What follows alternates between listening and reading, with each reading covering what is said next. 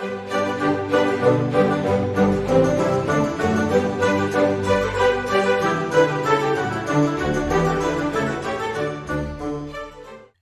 a todos, bienvenidos un día más a un nuevo podcast. Y bueno, estaba yo navegando por Facebook, perdiendo un maravilloso tiempo que no voy a recuperar jamás, cuando me topé con una gran sorpresa. Bueno, resulta que mirando el perfil de una chica me di cuenta de que había borrado 2 comentarios míos que le hice esta misma semana. Básicamente trataban sobre el PIN parental que ha propuesto Vox y que se necesita más feminismo, como si el que hay no fuera suficiente ya. Bueno, la verdad es que no me lo esperaba, ya que bueno, es una chica que conozco y que sé que está muy concienciada con la lucha de derechos del colectivo LGTBI y bueno, los derechos en general. Me extraña sinceramente que bueno, que atente contra un derecho fundamental que es la libertad de expresión. Bueno, les voy a contar los posts que le comenté en cuestión. Uno decía algo así como que, bueno, que las mujeres eran las que concentraban la mayor tasa de pobreza, que solo el 2% de la tierra era propiedad de las mujeres, que cobramos menos, vamos, el rollo de siempre. Y yo pues le escribí un comentario que se los leería textualmente, pero no puedo verlo pues porque lo ha borrado. Pero bueno, le dije algo que he dicho también aquí en alguna ocasión. Y es que si vamos a los datos, la mayor parte de los presos son hombres. El 76% de las personas sin hogar en España son hombres. La mayoría de víctimas por crímenes violentos son hombres. La mayor cantidad de suicidios cometidos son por hombres. A los hombres les va peor en la escuela y la mayor parte de las bajas en las guerras son hombres. Es más, si vemos algunos datos curiosos que dejó la Guerra Civil Española, hubieron tantos hombres jóvenes que murieron en la guerra que la esperanza de vida descendió hasta los 45 años. Con estos datos yo me pregunto, ¿qué sistema puramente machista y patriarcal permitiría que le pasara esto a sus hombres? ¿Dónde está la dominación aquí? Cuando piensas así, lo que estás haciendo es tomar un sustrato muy pequeño de hombres súper exitosos y usarlos para representar toda la estructura de la sociedad occidental. Vamos, el famoso patriarcado, que me resulta curioso que siempre hablen de él, pero que nunca lo definan. A ver, esto es lo que voy a hacer yo aquí. En un sistema patriarcal que ha habido claramente, la mayor autoridad reside sobre el patriarca, ¿vale? En este sistema, la mujer no puede votar, no puede ir a la universidad, ni siquiera puede abrir una cuenta bancaria sin el permiso de su marido. Vamos, yo creo que en España las mujeres podemos hacer todas estas cosas y más. Bye. Pues parece ser que este comentario, bueno, no le ha gustado mucho y ha hecho como los niños. Si no lo veo, no existo. El otro post iba sobre el PIN parental. Ella no estaba de acuerdo y yo sí. Que tampoco voy a detenerme mucho aquí, pero para los que no lo sepan, que yo tampoco lo sabía, por cierto, evidentemente me tuve que informar. El PIN parental básicamente es una carta que los padres envían a los directores de los colegios para que sus hijos no acudan a diversas charlas que se imparten de tanto en cuanto, pues, por ejemplo, sobre feminismo, la identidad de género, la simpatía con los homosexuales, etc. Me encanta este tema porque yo fui una de las personas que daba charlas de violencia de género en los colegios, hasta hace no mucho. Recuerdo que la última que di fue en el 2017 y bueno, era eso, charlas y talleres de no más de 1 hora y media donde hablábamos de lo que era la violencia de género. Recuerdo que estando en casa de mi amigo, la persona que me contrató para hacer estas charlas, no salíamos de nuestro asombro al darnos cuenta de que la violencia de género, como se define aquí, solo es de hombre a mujer. Yo me acuerdo que le pregunté, ¿y la violencia de la mujer al hombre entonces cómo se llama? Y bueno, no supimos respondernos, bueno, en fin. Puedo decir que esa época fue cuando aumentó mi interés en estos temas hasta el día de hoy. A ver, esto de implantar ideologías en los planes de estudios no es nuevo. Vamos, es lo normal. Y no es de ahora, sino de siempre. Y no solo en España, sino creo que ocurre en todo el mundo. Es más, si nos remontamos al pasado, antes era la iglesia la que pretendía tener el control de la educación, o sea, ser el que educase íntegramente a los hijos. Y me refiero íntegramente porque querían que fueran los mismos sacerdotes los que dieran clase, incluso redactar el plan de estudios. Si echamos la vista mucho más atrás, hace aproximadamente un siglo y medio, precisamente fueron los liberales los que se opusieron a que los frailes y los sacerdotes se encargaran de enseñar y de diseñar el contenido. Básicamente lo que querían hacer que la religión fuera como mucho una asignatura que se estudiase, pero que ni sean ellos los que los enseñen, ni sean ellos los que diseñen los planes de estudios. Y por supuesto que sea una educación completamente laica. Pues esto es una demanda liberal que lleva, ya les digo, muchos años. Bueno, yendo a lo que le respondí, que me enrollo como las persianas, le dije en pocas palabras que los padres deben tener el derecho a elegir qué tipo de contenido se les va a impartir a sus hijos, vamos. Es curioso cómo precisamente es el gobierno el que pretende imponer su doctrina por la fuerza, tacha de fachas a los padres que quieran tener la libertad de elegir qué educación reciben sus hijos, que, vamos, por otro lado, son los únicos que tienen potestad de hacerlo. A ver, los hijos no son propiedad de nadie, son sujetos, no objetos. Son sujetos de derecho y por lo tanto son personas con derechos frente a terceros. Y son sus padres, y no el Estado, los que cumplen o los que deberían cumplir con ese rol protector y de estar pues dispuestos siempre a potenciar el desarrollo y la madurez del menor hasta que sea capaz de decidir por sí mismo. Bueno, la verdad ahora pensando, creo que lo que yo le haya respondido en estos comentarios, pues es lo de menos, ¿vale? Esta es mi opinión, como la de otra cualquiera, pero yendo un poco más allá, el eliminar comentarios que no te gustan porque no siguen la línea de tu discurso, lejos de darme una lección, parece que me ha dado la razón. No sé, a ver, tienes la oportunidad de enseñarme algo que yo no sé. Tienes la oportunidad de defenderte con argumentos. Pero no, has preferido eliminarlo porque no te gusta. A ver, yo me considero una persona que siempre está dispuesta a discutir, en el buen sentido de la palabra, siempre y cuando el otro esté dispuesto a escuchar. Y así, por supuesto, intercambiar ideas. Tampoco creo que todos debamos pensar igual, ni mucho menos. Yo no aspiro a una sociedad monocolor, vamos, me da algo. Y que existan estas plataformas para uno expresarse me parece maravilloso. A ver, la libertad de expresión es algo muy importante. Es uno de los pilares de un país libre. De hecho, no existe un país libre sin medios de comunicaciones libres, sin internet libre, en definitiva, sin la comunicación libre. No existe democracia sin libertad de opinión y de publicación.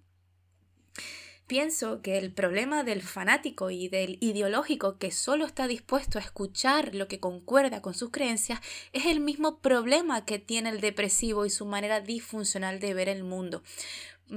Para los que no lo sepan, yo soy psicóloga y a lo largo de estos años he tenido la oportunidad de ayudar a personas a sobrellevar mejor sus vidas. Verán, el problema del depresivo fundamentalmente es un problema de desenfoque, de extrapolar sus ideas, creencias y recuerdos al polo negativo. O sea, centra su atención en una pequeña parte de la realidad y bueno, son personas que suelen tener este tipo de pensamientos como el no valgo nada, es que nada me sale bien, soy un fracaso. Con esto no quiero decir que no existan problemas, claro que sí, pero aquí hay una tendencia a verlos de una forma exagerada y sobregeneralizada. Bien, lo que yo hago básicamente es ayudarles a ampliar su foco de atención y hacerles ver que sí, que la realidad puede tener una parte mala, una parte incómoda o desagradable, pero también hay cosas buenas. Vamos a ver, ¿cómo es eso que lo haces todo mal? A ver. Aquí, como ves, te has levantado temprano, le has preparado el desayuno a tus hijos, te has preocupado de llevarlos al colegio bien vestidos. A ver, eso quiere decir que eres una persona voluntariosa y que se preocupa de hacer las cosas bien. Que de todas las horas que tiene el día, evidentemente hay cosas que pueden salir bien y hay cosas que pueden salir mal, pero que no las veas no significa que no estén ahí. Y bueno, esto va ligado a lo que yo decía al principio, ¿no? De centrarse en una pequeña proporción de la realidad te puede llevar a tener muchos problemas.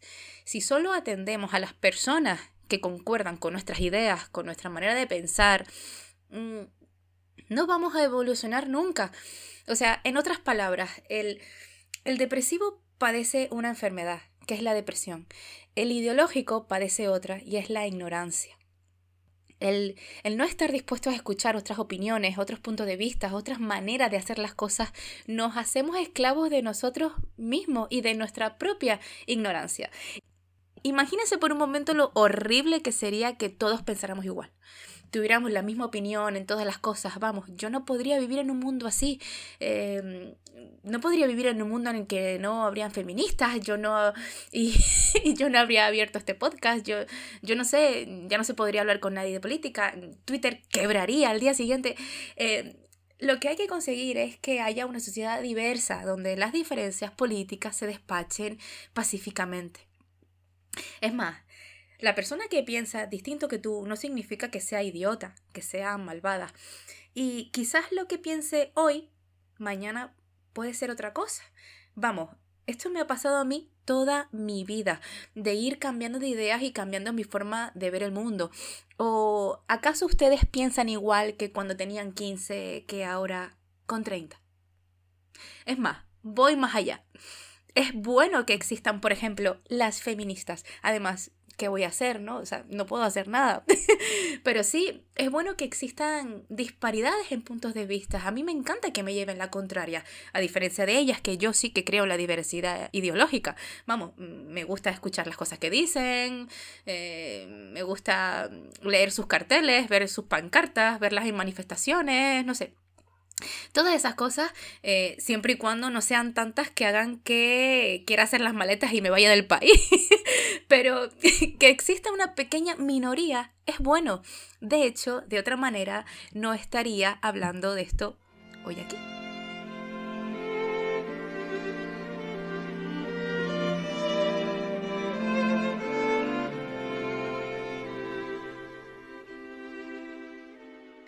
Bueno, dejando anécdotas de lado y volviendo al tema principal de este episodio, cabe destacar la censura que se está viviendo en Twitter por parte de algunas personas que al parecer no son capaces de tolerar que haya personas que piensen distinto a ellos.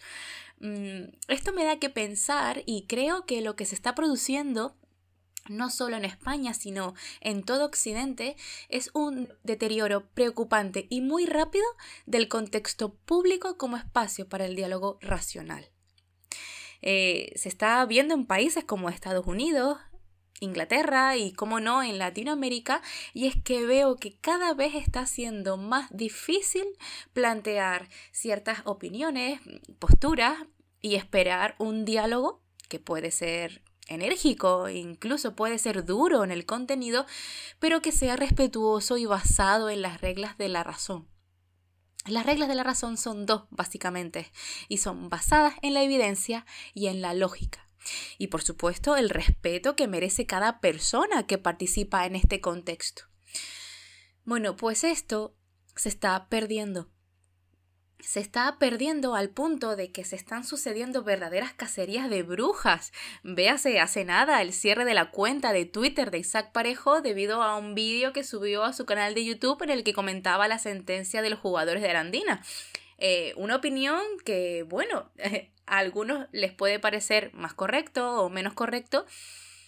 Puedes estar más o menos de acuerdo, pero intentar callarlo. ¿Desde cuándo pensaste que tus derechos de expresarte estaban por encima del suyo? ¿Desde cuándo pensaron que vuestro derecho prevalecía sobre el nuestro también a expresarnos? Las redes sociales y estas plataformas están para que uno se exprese, diga su opinión y transmita sus ideas. Cualquiera puede comprarse un micrófono y subir vídeos a YouTube o a iVoox. Pero no, algunas personas prefieren pues ir a quemar libros, reventar estaciones de trenes o censurar páginas de Facebook o Twitter. ¿No se suponía que vivíamos en una democracia de aparente libertad? Lo que estoy viendo es que poco a poco le están comiendo el terreno a la libertad de pensamiento y a muchas libertades básicas. Resumiendo a grandes rasgos, podemos ver cómo a principios del siglo XX los totalitarismos llegaron al poder y se consolidaron en el poder haciendo fundamentalmente dos cosas. En primer lugar, buscando partidarios, porque si no tienes partidarios no puedes alcanzar el poder. Y bueno, ¿y cómo lo hacen? Pues lo hacen elaborando un discurso emocional y simple. Emocional en el sentido de que el problema que surja, el enfoque que se le da es emocional. Por ejemplo, cuando se habla de la inmigración, no nos paramos a ver hasta qué punto es sostenible o no, sino que se apela a la humanidad y a la justicia. O cuando se habla de las pensiones, no se habla de que son insostenibles. Y luego pues también tienes un discurso simple. Por ejemplo, con lo complicado que es analizar por qué una persona mata a su pareja con la multitud de causas que han estudiado policías, criminólogos durante años y años, aquí lo reducimos por el hecho de ser mujer. Entonces, por esta parte es así, es conseguir partidarios con un discurso emocional y simple. Por otro lado, necesitan, por supuesto, aniquilar a los opositores, o sea, a todo aquel que no vaya en su línea, porque evidentemente aquí se plantean unas tesis que a poco listo que seas, a poco que leas y rasques, te das cuenta de lo mal que huele esto. Es decir, como saben que su discurso puede ser perfectamente tumbado, ¿qué es lo que hacen? Pues, como saben también que no pueden ir cortando cabezas por ahí, porque está feo, han encontrado la manera de conseguir el mismo resultado, y es censurando. Han encontrado la manera sutil de silenciarnos en lo que ellos llaman la corrección política. Y bueno, debido a que las reacciones por parte de las personas que no toleran ideas políticamente incorrectas son tan histéricas, se callan. Se callan por miedo a ser tildados de fachas, machistas, racistas, homófobos, etcétera, etcétera, etcétera. Y ya no solo que te tachen de esto, sino que desde el poder se están imponiendo sanciones para que nadie pueda rebatir los postulados que desde el poder político se quiere establecer. Y esto es un punto muy importante. Quizás para mí es el más importante, la aniquilación sutil que estamos padeciendo. Bueno, llegados a este punto, es importante matizar que, libres somos todos. Dentro del interior de nuestras cabezas, todos somos libres. Tenemos la libertad de pensar lo que queramos. O sea, en nuestra propia persona no puede mandar nadie salvo nosotros. Es decir, interiormente tenemos las ideas que queremos. Lo que sí se nos puede impedir es expresarlas, es llevarlas a cabo. Y para llevarlas a cabo y expresarlas, ¿qué es lo que necesitamos fundamentalmente? Pues necesitamos dos cosas, y es libertad y propiedad privada. Es decir, la expresión de la libertad requiere siempre de una base material. O sea, para que yo pueda expresarme aquí, pues necesito un micrófono, un ordenador con conexión a internet, unos cascos, etc. Al igual que los periodistas necesitan el papel, la tinta, una imprenta. O sea, necesitamos de bienes materiales. Al igual que si queremos dar una charla en un auditorio, pues necesitaremos un auditorio, electricidad, luz que nos permita pues llevar a cabo este fin. Al igual si queremos hacer un programa de televisión o un programa de radio, necesitaremos una emisora de radio, una antena, un local, cámaras, etc. Bien, si el Estado posee todos los medios de producción, o sea, si el Estado posee todos los bienes de una nación, en otras palabras, si queremos abrir un podcast, ¿dónde lo hacemos? Si queremos hacer un club de debate, ¿dónde lo hacemos? Necesitaríamos pedir permiso Y desde el momento en el que tenemos que pedir permiso, dejamos de ser libres. A ver, vamos a hacer un poquito de memoria. ¿Qué fue lo que hizo en Chile el expresidente socialista Salvador Allende? ¿Él puso censura? No. ¿Encerró a la gente que no pensaba como él en la cárcel? No. Simplemente lo que hizo fue nacionalizar el papel de prensa y nacionalizar los repuestos de radio. No le hizo falta elaborar una ley de censura, ni una ley mordaza, ni nada de eso. Simplemente a partir de nacionalizar el papel, solo le daba papel a los suyos. ¿Él prohibió algo? No. Simplemente privó de la base material a la libre expresión. Así que aquí estamos tocando un tema importante. Si todo es propiedad del Estado, o sea, todo es propiedad colectiva, la libertad depende de la voluntad del capricho del gobernante. Así, es el gobernante el que decide qué libros se editan y cuáles no, qué conciertos se pueden dar y cuáles no, qué conferencias se pueden dar y cuáles no, qué religiones pueden existir y cuáles no. Bueno, y quisiera terminar diciendo que no tenemos que tener miedo de decir esto. Los que tienen que agachar la cabeza son ellos. Nosotros tenemos la suerte de que tenemos el sentido común de nuestro lado. Decirles, mira, eso que tú dices, señorita, no es cierto, por esto y lo otro. Y que fluyan las cosas con calma. No es necesario llegar al insulto ni a las malas palabras, pero sí es importante expresarse y defender esta libertad tan bonita que tenemos. Un saludo y hasta otra.